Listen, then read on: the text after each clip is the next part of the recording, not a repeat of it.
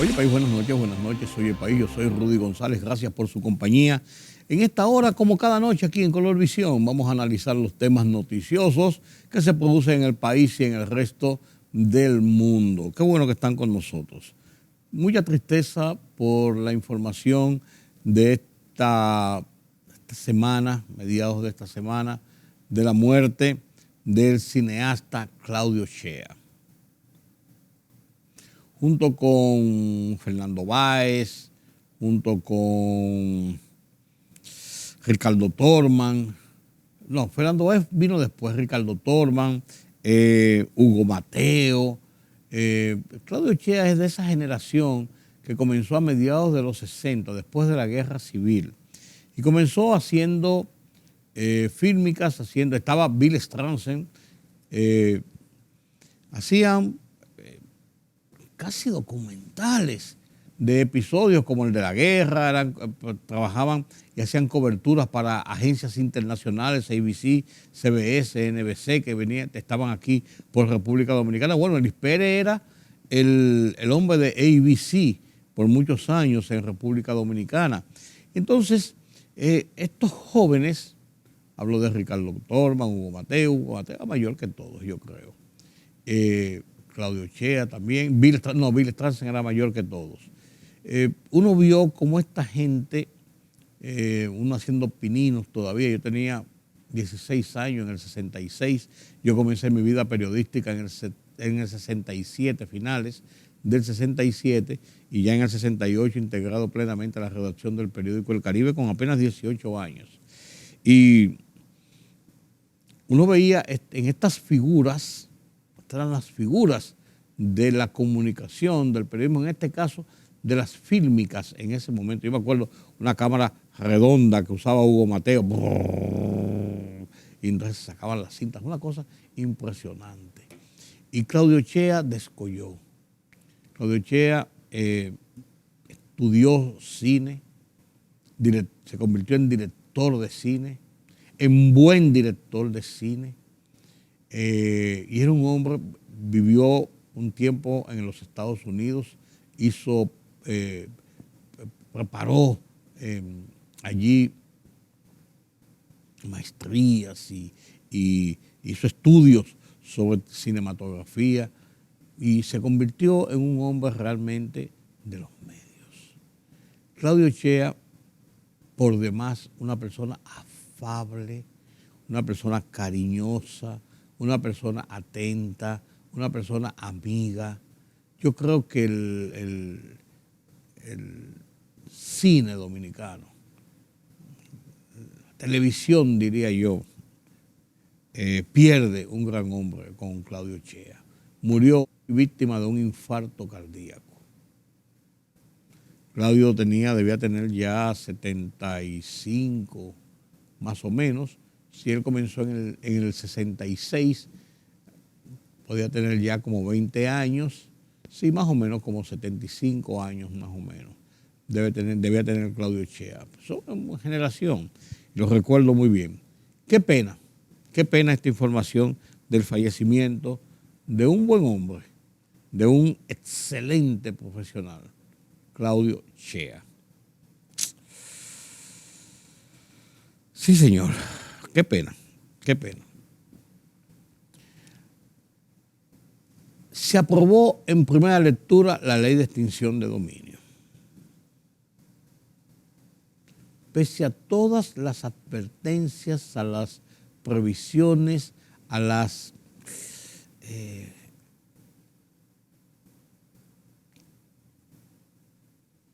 decisiones de organismos nacionales, de instituciones nacionales, de abogados, expertos constitucionalistas que han puesto algunos puntos en entre ellos. Todo el mundo está de acuerdo con la ley de extinción de dominio.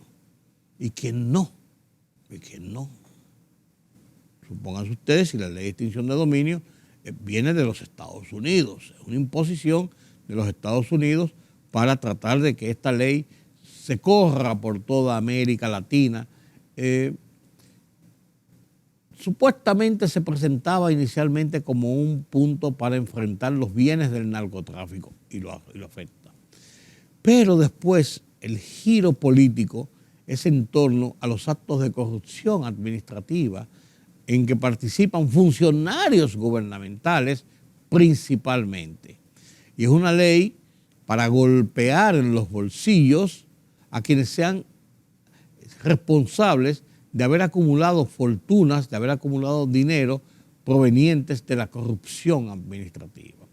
El tema está en, bueno, los corruptos, los narcotraficantes, las personas que manejan estas acciones, el crimen organizado, su primer punto de importancia y de trascendencia es el dinero que ellos reciben, que se ganan, que acumulan por estas acciones ilegales. Cuando se le golpea el dinero, las fortunas, se está golpeando la médula de esas operaciones. Y la ley de extinción de dominio, si usted se pone a verla así frontal, es una ley importante y trascendente para enfrentar estas situaciones del narcotráfico, estas situaciones de la corrupción. Pero hecha la dominicana tiene algunas implicaciones que chocan con la Constitución de la República, según han establecido, han dicho, han demostrado expertos, abogados constitucionalistas, entidades de sociedad civil, medios, mucha gente, el empresariado, la clase política, pero nadie quiere enfrentarla. Si la ley es buena, pero hay que hacerle algunas enmiendas al proyecto original que se está introduciendo para adecuarlo a la realidad de nuestra Constitución, primero. Y segundo, porque está estableciendo suprapoderes que van por encima incluso de lo que es la institucionalidad jurídica de la justicia dominicana, cuando da potestades para incautar sin que haya un juicio y para incautar sin que haya siquiera una persona responsable de la incautación que sea enjuiciada. Tiene muchas cosas. Y aunque ha sido motivo de tantos dimes y diretes, de tantos choques, de tantas posiciones públicas, en el Senado se aprobó con una mayoría muy considerable, con agrios, serios debates. Y se aprobó y tratando de darse un compás de espera a ver si más adelante se pueden hacer algunas enmiendas en el tránsito de su aprobación final en las cámaras legislativas. Hay quienes dicen, aseguran, que una vez esta ley sea aprobada, a quien primero se la apliquen o a quien se la apliquen, la va a objetar ante el Tribunal Constitucional y que allí no habrá otra forma de que sea declarada inconstitucional y que la ley perezca. Entonces otros dicen que eso es posible y que los que están promoviendo la ley lo saben, pero quieren decir a los Estados Unidos, nosotros la hicimos, nosotros la aprobamos, nosotros la pusimos en ejecución, fue el Tribunal Constitucional o fueron estos estamentos de la vida dominicana que no quisieron su aplicación. O sea, una cura en salud. De ser así, eso no es más que una acción hipócrita y además desleal. Pero ahí está la ley, centro de discusión, centro de muchas visualizaciones de qué podía pasar o qué no podía pasar, y está aprobada. Está aprobada ya en el tránsito del Senado. Ojalá que no sufra como la famosa ley Mordaza que aprobó el Senado en primera y en segunda lectura por encima de todo el mundo y después tuvieron que engavetarla porque se dieron cuenta cuando se enviaba a la Cámara de Diputados de que eso no era posible. De que eso no era posible. Y no era posible simplemente porque violenta los estamentos institucionales y constitucionales. Así de sencillo. Entonces, eso de jugar a la gatica de María Ramos, que tira la piedra y esconde la mano, sabiendo cuáles son, al final de cuentas, el destino de legislaciones de esta naturaleza, ¿qué hacemos? engañarnos a nosotros mismos, engañar a la sociedad, a la población. Pero tenemos ley de extensión de dominio, eso será lo que se va a decir, y la cosa, y no sé cuánto, y que patatín, hicimos el esfuerzo, por encima de todo el mundo pusimos la ley de extensión de dominio. Extinción de dominio ya aquí no existe. El dominio de los corruptos de la cosa no existe, estaba bajo la mano de nosotros. Y después, pero de eso se trata. El COVID sigue siendo de las de él. Positividad 20 y tanto %, sigue alta, en un vaivén de altas y bajas, 700 y pico, 800 y pico, 1000 y tantos casos nuevos, vuelve y baja 900 y tantos, pero está ahí. Y esa nueva variante, Centauro me parece que se llama, es mucho más agresiva en cuanto al contagio, aunque menos agresiva en cuanto al efecto que produce en el organismo humano. Pero a quien lo coge sin vacunas, a quien lo coge sin estar en plena salud, con algunos problemas o algunas morbilidades, le puede dar duro y hasta lo puede llevar a una sala de cuidados intensivos, hasta intubado y hasta la muerte. Ahora mismo había 20 y pico de personas en UCI e intubados. Dios nos coja confesado. Dios nos coja confesado. El tema que ha seguido debatiéndose a lo largo de estos días y seguirá siendo tema de debate, tema central de debate, con nuevas aristas, es el caso Medusa. Porque la lectura de los interrogatorios y de las acusaciones que hace la Procuraduría General de la República cada vez más escandalizan a mucha gente por los topos, por los entramados, por las acciones, por las ocurrencias, por así decirlo, para establecer complicidades y combinaciones para lo ilícito, de acuerdo a lo que plantea el expediente. Son muy contundentes esas denuncias y la gente está gozando, el morbo se está dando gusto. Y fulano, y Perencejo, y fulano dijo esto, y Perencejo dijo aquello, y fíjate. Y el nombre tal, y el apellido tal, y la cosa tal, y esto y que lo otro, y que vamos a ver qué va a pasar. Hoy reseñaba un periódico que no se ha determinado dónde va a ser, ni cómo va a ser el juicio de instrucción, y mucho menos las audiencias de cuando vayan al fondo. Hay 41 implicados, señores, directamente imputados. 20 empresas. Con eso suman 61 personas físicas y jurídicas involucradas. A cada una de esas personas agréguele un abogado o 2 abogados, y hay quienes tienen 3 y 4 abogados. Igual cantidad, 60 y pico, estamos hablando ya de 100 y pico de personas. Testigos, más de 400 se han anunciado que van a ser citados como testigos. Aparato de seguridad ante toda esta gente. Estamos hablando de un lugar donde deben haber no menos 300, 400 personas fácilmente, los jueces, los alguaciles, las secretarias, la seguridad dentro y fuera de los lugares de discusión del juicio. Hay que pensar en esto, Esto puede ser muy movido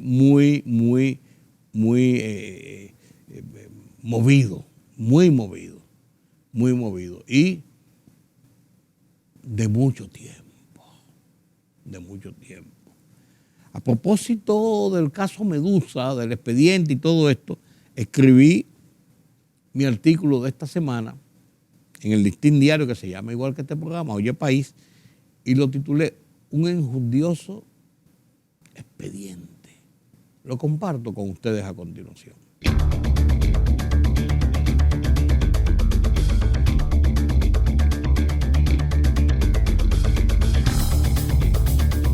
El morbo se ha cebado contra los mencionados en el espinazo caso Medusa, y no es para menos.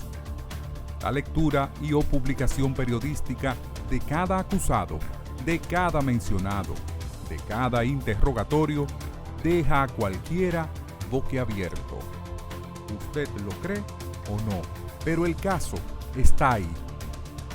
La procuradora Miriam Germán dijo que una acusación no equivale a una condena, por aquello de la presunción de inocencia hasta que se pruebe lo contrario. Para ello están los jueces.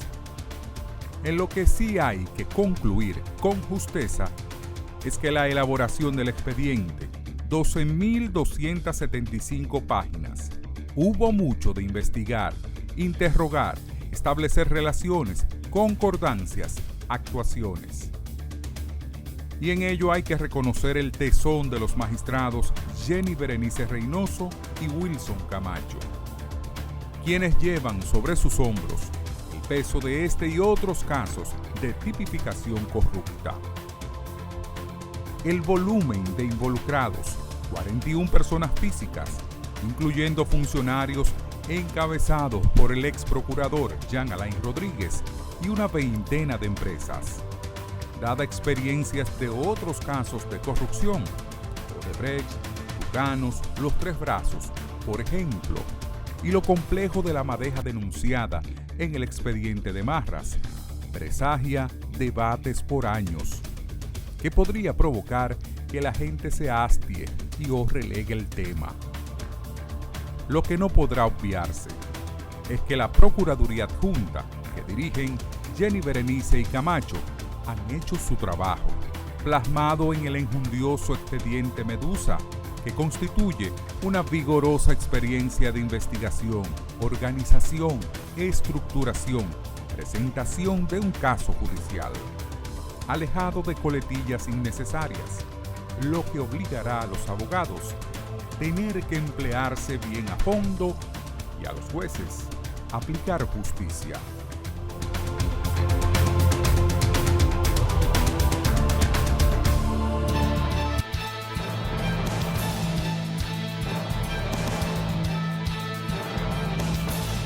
El Ministerio de Salud Pública notificó 496 nuevos contagios, 240 menos que los 736 registrados ayer y ninguna defunción por esa causa, de acuerdo al boletín 848 emitido por la Dirección Nacional de Epidemiología del Ministerio de Salud Pública. El total de fallecidos a la fecha es de 4.383, mientras que los casos acumulados ascienden a 621.543. Las autoridades comenzaron a incautar los motores que no fueron registrados por sus dueños en las provincias del Distrito Nacional, Santo Domingo, San Cristóbal, Santiago y San Francisco de Macorís. Sin embargo, para el resto de provincias todavía no se ha fijado una fecha para comenzar la fiscalización, de manera que todavía tendrán plena libertad de moverse. El Senado de la República aprobó en segunda lectura como ley ordinaria el proyecto de ley de extinción de dominio con una votación en que la oposición y el oficialismo votaron en bloques separados. 20 senadores del oficialista Partido Revolucionario Moderno y en contra lo hicieron los 7 senadores opositores y uno del oficialismo, para totalizar 8 votos. Al dejar inauguradas varias dependencias de la Clínica Cruz Giminián, el presidente Luis Abinader abogó por la creación de una red oncológica y de trauma que pueda atender a los pacientes más necesitados. Abinader indicó que es una preocupación de su gobierno que el país cuente con la cantidad de centros necesarios para atender a los pacientes de cáncer y traumas, y que para ello el Gabinete de Salud cada semana se reúne para analizar y tratar ese tipo de temas.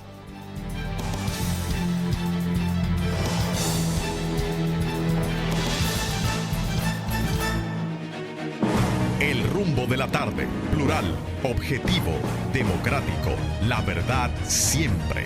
Con 3 verdaderos profesionales del periodismo y la comunicación, Georgie Rodríguez, Juan TH y Rudy González. Los Poderosos.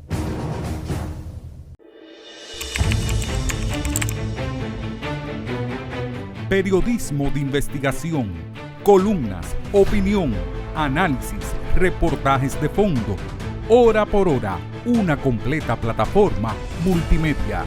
Periodismo con valor. Noticias horaporhora.com.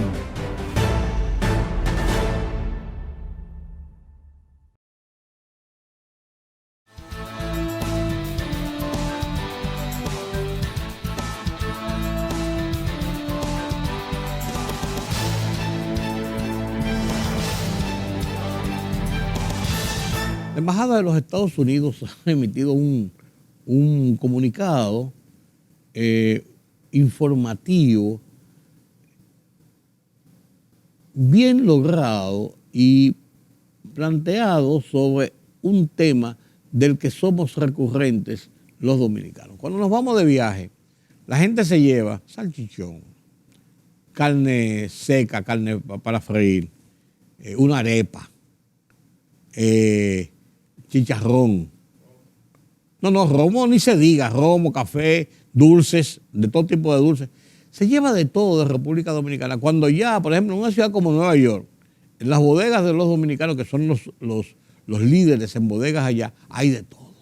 De todo. Me dijo una señora en Nueva York un día que su hija le llevó una arepa. Y yo decía, señora, para aquí no hay harina de maíz, leche de coco, canela, azúcar.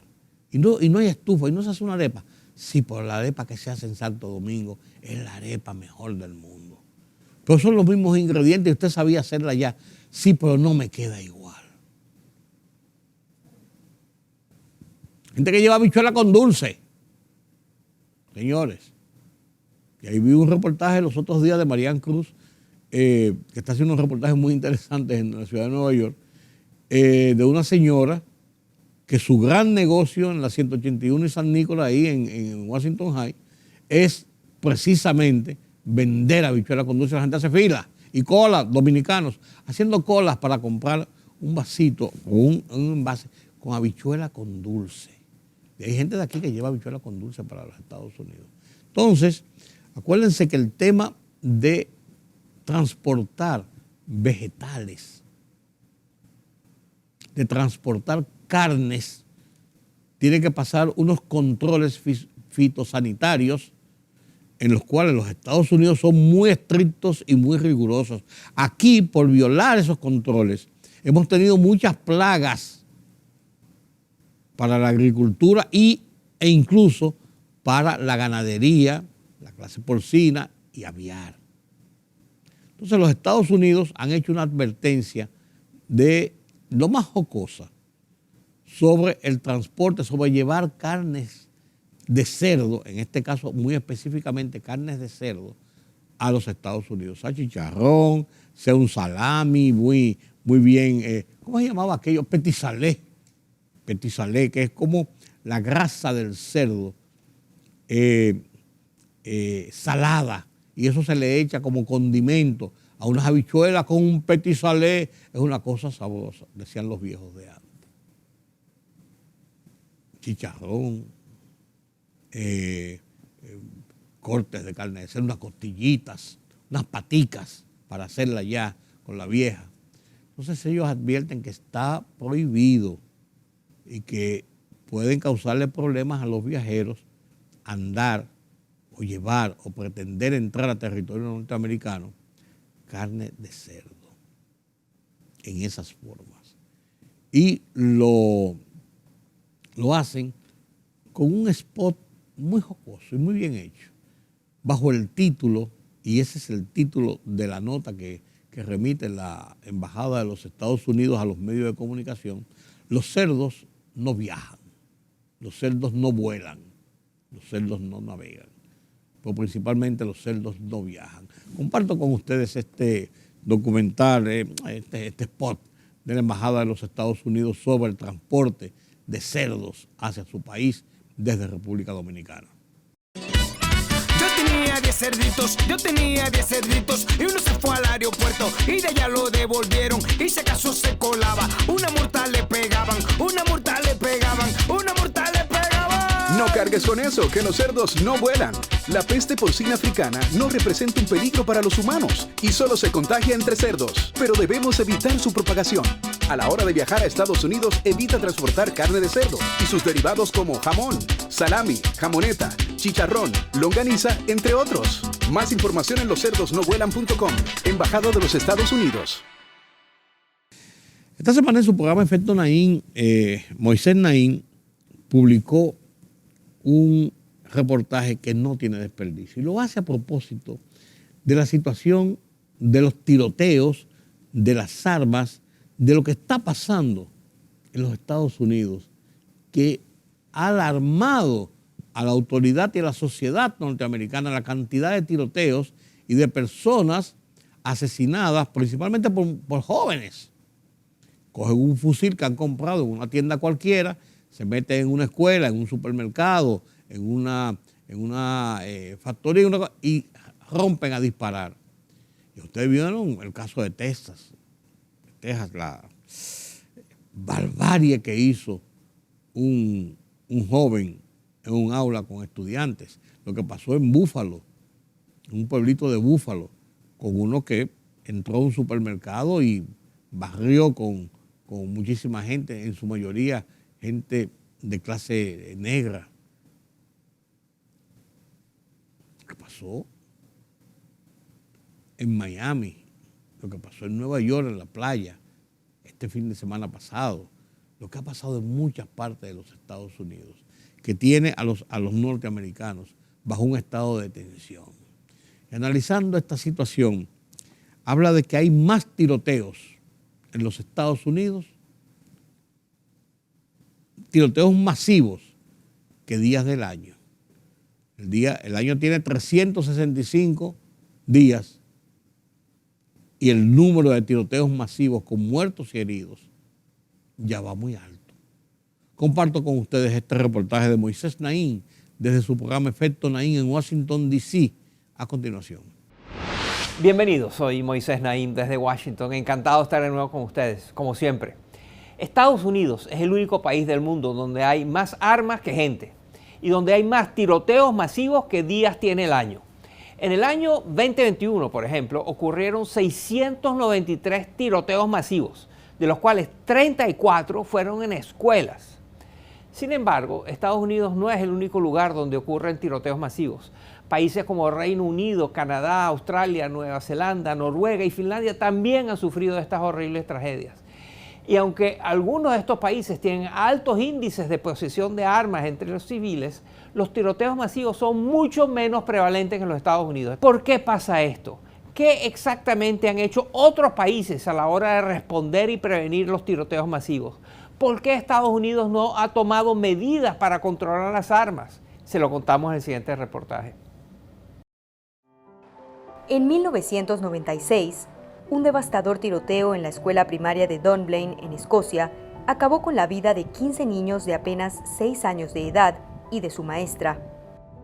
Esta tragedia motivó al gobierno de Reino Unido a establecer algunas de las medidas más estrictas de control de armas hasta el momento, entre ellas una prohibición casi total de las pistolas, especialmente aquellas con gran capacidad de balas. Según el especialista en justicia criminal, James Densley, los resultados fueron muy exitosos. There has not been a school shooting in the UK since. No ha habido ni un solo tiroteo escolar en Reino Unido desde entonces. Han pasado 26 años. Así que eso demuestra que ese tipo de medidas realmente funcionan. Lo interesante también es que casi inmediatamente después de la masacre de Dunblane ocurrió la tragedia en Port Arthur, en Australia. Y la estrategia en Australia fue muy similar. Se regularon las armas rápidamente y no ha ocurrido ningún otro tiroteo de la magnitud del de Port Arthur. And there has not really been another big high-profile mass shooting like the one at Port Arthur since. Hoy día, los tiroteos masivos en Reino Unido y Australia son escasos. y estas naciones cuentan con algunas de las tasas de violencia armada más bajas del mundo. El escenario se repite en países como Alemania, Nueva Zelanda, Noruega y Canadá, donde los gobiernos también respondieron a sangrientas masacres con mayor control de armas. En Canadá, por ejemplo, varios tiroteos impulsaron regulaciones graduales, como la verificación de antecedentes y entrenamientos de seguridad para poder comprar un arma. Y en 2020, luego del peor tiroteo masivo del país, el primer ministro Justin Trudeau prohibió totalmente las armas de asalto, como los rifles y pistolas semiautomáticas capaces de disparar decenas de balas a la vez. Las leyes no necesariamente han erradicado los tiroteos en esos países, pero estudios demuestran que las regulaciones más estrictas sí resultan en menos violencia armada. Actualmente, Canadá es el quinto país con más armas entre civiles, con 35 armas por cada 100 habitantes. Y aunque enfrenta niveles de violencia armada más altos que la mayoría de los países desarrollados, sus cifras son radicalmente menores que las de Estados Unidos. En este aspecto, los datos y las investigaciones concluyen que más armas en manos de civiles conllevan a más tiroteos masivos, a más violencia armada y a más suicidios. Estados Unidos, además de tener algunas de las estadísticas más alarmantes, cuenta con las leyes de porte de armas más flexibles del mundo. Pues en ese país, las armas no solo son parte de la cultura, también son un derecho protegido por la Constitución. Durante 200 años, la interpretación de la segunda enmienda de la Constitución de los Estados Unidos indicó que se trataba de un derecho colectivo de portar armas para la seguridad del Estado. Solo en años recientes se ha cambiado esta interpretación. Ahora establece que es un derecho individual para la autoprotección. Y esa interpretación le da pie a leyes de armas mucho más permisivas. Enables much more permissive gun laws. En gran parte, esa reinterpretación es consecuencia del arduo esfuerzo de presión política realizado por la Asociación Nacional del Rifle. Se trata de un poderoso organismo que con mucho dinero ha logrado influir sobre las decisiones de los políticos. Así, ha dificultado durante décadas la aprobación de cualquier medida que intente regular las armas en el país. Sin embargo, los ciudadanos sí exigen este tipo de leyes. Una encuesta realizada por el Centro de Investigación YouGov afirma que más de la mitad de los estadounidenses favorecen regulaciones más estrictas para controlar los tiroteos. Luego de 30 años de inacción, el gobierno de Estados Unidos logró aprobar en junio de 2022 una histórica ley de control de armas. La medida endurecerá los chequeos de antecedentes para los menores de 21 años que busquen comprar armas. También permitirá que las autoridades confisquen las armas de aquellas personas que consideren que pueden representar un peligro y aportará financiamiento para programas de salud mental y de seguridad en las escuelas. Pero expertos como Densley aseguran que eso no basta para mitigar el problema. La legislación no va lo suficientemente lejos, según la evidencia. Y quiero ser claro, esto no se trata de un debate político. Está basado en la ciencia y en las investigaciones. Existen otras medidas que realmente se deben tomar para poder salvar vidas. Por ejemplo, la ley no prohíbe que menores de 21 años puedan comprar armas de asalto, que casi siempre se utilizan en tiroteos masivos. Tampoco prohíbe la venta de cargadores de municiones de alta capacidad. Además, los chequeos de antecedentes solo aplicarán para los menores de 21 años. Aunque las medidas aprobadas son imperfectas, representan un hito importante. Quedará por verse si lograrán reducir la incomprensible cantidad de tiroteos masivos en Estados Unidos.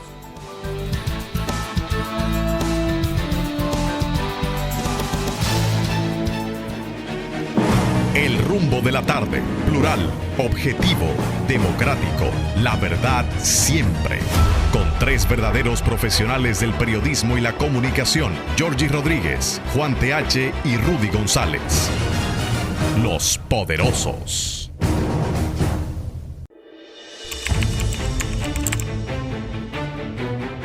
Periodismo de investigación, columnas, opinión, análisis, reportajes de fondo.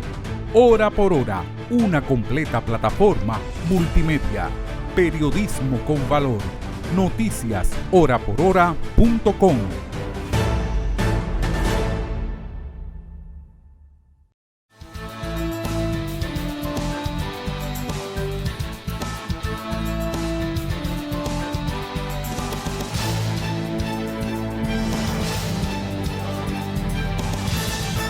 guerra de Ucrania, continúa causando estragos. Muertos, heridos. Una cosa terrible lo que sigue pasando. Pero ya esto ha ido saliendo de las portadas de los periódicos. Ya parece que la gente se está acostumbrando a que eso es un conflicto que está ahí y que va a durar mucho tiempo. Pero uno que ve la televisión internacional, uno que le da seguimiento a las noticias en los grandes medios, se da cuenta de que realmente esto sigue causando estragos contra una población duramente golpeada, duramente abatida, duramente acosada por nada más y nada menos que una potencia militar como es Rusia. Pero los ucranianos siguen resistiendo y uno se pregunta ¿hasta cuándo? Y hay gente que habla de que esto puede provocar una nueva guerra mundial, de que esto puede desbordarse y podría causar una recomposición del tablero geopolítico en esa parte de Europa. No se sabe. Veamos qué nos tienen las plataformas internacionales sobre lo que está pasando con la guerra de Ucrania y veamos las internacionales con este y otros temas que nos presenta Pedro Vargas desde la redacción central de Hoy País. Más de 13 millones de ucranianos han abandonado su hogar debido a la guerra, según Naciones Unidas. Muchas de estas personas llevan a sus mascotas consigo, para lo cual Greater Good Charities está tratando de ayudar. Establecimos una gran red de socios para distribuir productos para humanos y mascotas en países vecinos para refugiados y luego para desplazados internos en Ucrania. La organización también entrega kits con artículos de primera necesidad. Vlada, quien pasó varias semanas en un sótano para mantenerse a salvo durante el bombardeo, encontró la forma de ayudar a los demás. Empecé a buscar una manera de recolectar algo de comida y algo de dinero, medicinas para ayudar a otras personas. Greater Good Charities apoyó los esfuerzos de Vlada y ahora le envía fondos y alimentos para mascotas. A finales de febrero, cuando los ucranianos empezaron a buscar refugio en Polonia, Martina Masiewska estuvo en la frontera como voluntaria y hoy coordina donaciones para Polonia y países vecinos. Greater Good Charities ha servido más de 7 millones de comidas a través de socios locales y bancos de alimentos. También proporcionamos 500 toneladas de alimento para mascotas. Pese a los esfuerzos, ahora el principal desafío para Greater Good Charities es el tiempo, porque cuanto más se prolonga la guerra, recibe menos atención de la comunidad internacional. La ciudad de Chernihiv en el norte de Ucrania ha sido bombardeada durante la guerra. La estudiante de secundaria Ola Babinets recuerda asistir a la escuela el día antes de que Rusia invadiera Ucrania el 24 de febrero. Ella regresó solo en abril y ahora nadie habla de un baile o una ceremonia de graduación. Ya teníamos un lugar reservado para el baile de graduación, el centro cultural de la ciudad. Se suponía que todos íbamos a venir allí para celebrar, todos vestidos y todo eso. Aquí nada es como antes de la guerra. Estas fotos de graduación ilustran las realidades de crecer en tiempos de guerra. Esto es historia y se está escribiendo ahora mismo. Estoy seguro de que sería importante guardar estos momentos en álbumes de fotos, tanto para los ucranianos como para los graduados. Pero algunas escuelas como esta en Kiev buscan preservar una sensación de normalidad. El profesor Artur Proidakov eligió un formato híbrido para la graduación de su clase. 12 graduados eligieron venir a la escuela en persona. Sus familias, sus parientes están todos en Kiev y 8 graduados más participarán en la ceremonia en línea. Discutieron si era apropiado realizar una ceremonia y una celebración en ese momento. Nadie quiere un carnaval, nadie quiere una alfombra roja o efectos especiales, cosas así. Nadie ha mencionado eso. En Mykolaiv, intensos bombardeos obligaron a los administradores a realizar una ceremonia en Zoom. Esperamos hasta el último momento, a principios de mayo. Todavía creíamos que la mayoría de los niños y maestros volverían a casa, pero luego se intensificaron los bombardeos, específicamente en esta zona. Entonces nos dimos cuenta de que no podemos hacer ningún evento en persona. Ola Babinets dice que lamenta que no hayan tenido una fiesta de graduación, pero añade, hay cosas más importantes. Es una pena que nos lo quitaran, pero estamos felices de estar vivos y saludables. Últimamente nos hemos dado cuenta de que no hay nada más importante que eso. El trigo está maduro y la cosecha ha comenzado, como aquí en Dnipropetrovsk, 400 kilómetros al sureste de la capital, Kiev. Pero la guerra se acerca cada vez más y los silos de grano siguen llenos. Los precios para nuestro grano no son buenos. Los silos se niegan a recibir más grano, así que tenemos que dejarlo aquí. La línea de fuego no está muy lejos. Los bombardeos podrían poner fin a la cosecha en cualquier momento o los campos podrían incendiarse. En tiempos de guerra, el trabajo en los campos es peligroso. Una y otra vez, los campesinos tienen que retirar partes de misiles o proyectiles, y más de 20 millones de toneladas de grano de la última cosecha siguen guardadas en los silos en espera de su exportación. Nuestro trigo ucraniano no llega actualmente a los mercados internacionales porque los puertos no funcionan. La vía marítima era la más importante, por eso bajó la demanda de grano. Ahora se están desarrollando nuevas rutas logísticas a través de Europa, pero Europa no puede manejar las grandes cantidades de grano que nosotros producimos. Mientras las exportaciones continúen paralizadas, los agricultores ucranianos no podrán vender su trigo y los precios continúan cayendo. En tiempos normales, 1/3 de las exportaciones de trigo ucraniano se dirigía a Europa, otro tercio al norte de África y un 40% a Asia. Espero que encontremos una solución para abrir los puertos, ya que no creo que los agricultores ucranianos puedan sobrevivir sin los puertos. Y si los agricultores ucranianos no sobreviven, no podremos alimentar a los países africanos.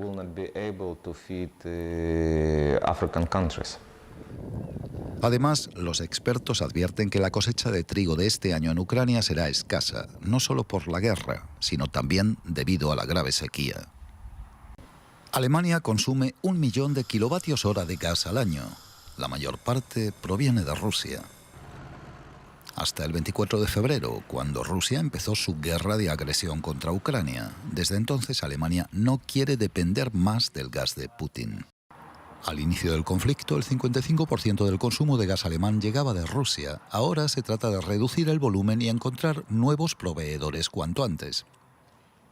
En marzo, el ministro de Economía, Robert Habeck, viajó a Qatar, el mayor exportador de gas licuado del mundo. Alemania y Qatar acordaron volverse socios energéticos. La presión para encontrar alternativas al gas ruso es enorme, y eso implica construir también terminales de gas licuado en Alemania. A finales de marzo, el 30, el gobierno federal activó por precaución la primera alerta sobre el suministro de gas en caso de que éste fallara. Esa fue la explicación. En abril, la dependencia alemana del gas ruso se había reducido a un 35%, siendo reemplazado por gas procedente de Noruega y los Países Bajos. A mitad de junio, Rusia redujo el flujo de gas también hacia Alemania. Por ello, el 23 del mismo mes, el ministro de Economía activó el segundo nivel de alerta de 3 posibles. Habeck llamó a la industria y la sociedad civil a reducir aún más el consumo, por ejemplo, duchándose menos. A principios de julio se promulgó la Ley de Seguridad Energética que permite al Estado, a través del Ejército, ayudar a empresas energéticas aquejadas de falta de suministro. Todo ello para evitar quiebras y un posible corte de gas a los ciudadanos.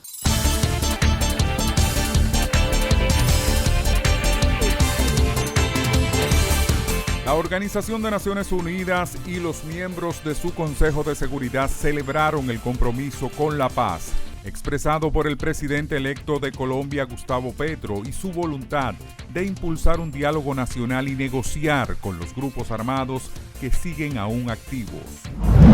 El presidente de Sri Lanka, Gotabaya Rajapaksa, dimitió tras huir a Singapur unas horas después de que los manifestantes anunciaran el fin de la ocupación de edificios públicos en Colombo, aunque mantendrán la presión sobre el poder en medio de una grave crisis económica y política. El primer ministro italiano Mario Draghi presentará su dimisión después de la crisis desatada en su coalición gubernamental por uno de los principales socios, el Movimiento 5 Estrellas, M5S. Así lo comunicó Draghi a los componentes de su ejecutivo en el Consejo de Ministros, según comunicó su entorno, y presentará su dimisión esta noche al presidente de la República, Sergio Mattarella. Enfrentamiento entre pandillas han paralizado y teñido de sangre un sector de Puerto Príncipe, capital de Haití, cuya población sufre una inflación desatada y una escasez crítica de combustible que complica la crucial ayuda humanitaria. Desde el pasado viernes, ráfagas de armas de fuego se han escuchado durante todo el día en Cité Soleil, un empobrecido y densamente poblado vecindario de Puerto Príncipe, donde dos facciones rivales se enfrentan mientras la policía, escasa de personal y equipos, se mantiene al margen.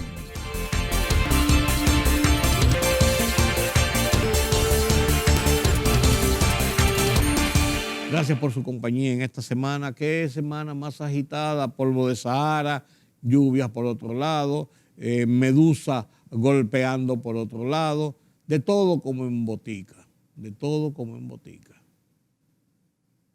La semana próxima tenemos una cita nueva vez aquí en Color Visión. Llegamos al final de esta semana, a la mitad del mes de julio ya, el 7º mes del año, aunque usted no lo crea. Nos vemos el lunes. Yo soy Rudy González. Un buen fin de semana.